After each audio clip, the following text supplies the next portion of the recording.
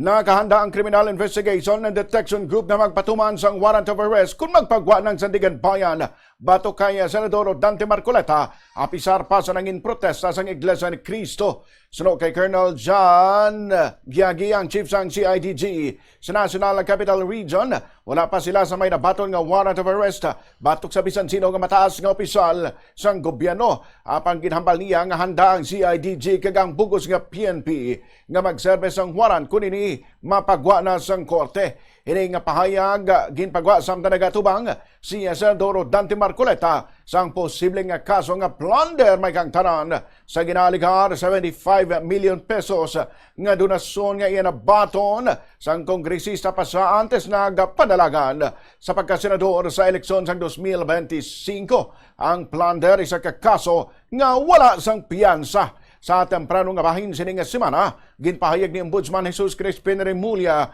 nga iga-file na ang kaso bato kay Marcoleta. Pagkasunod nga adlaw nagprotesta mga miyembro sa Iglesia ni Cristo bilang suporta sa senador nga isa man ka miyembro sang relihiyosong grupo. Ginpagkamalaot nila ang ginapabot nga kaso kag gintawag nga selective justice.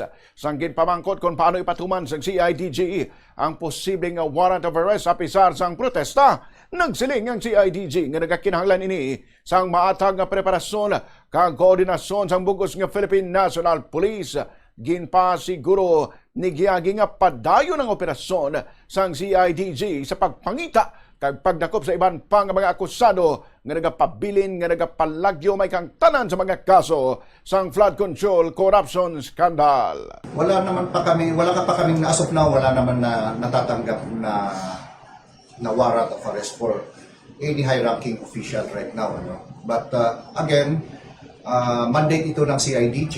Kung sakali man na meron po, just like the previous cases, ready po ang CIDG to implement and serve any warrant that will be given by the court. Ang kabahin sang pahayag ni CIDG NCR Chief Colonel John Giagi.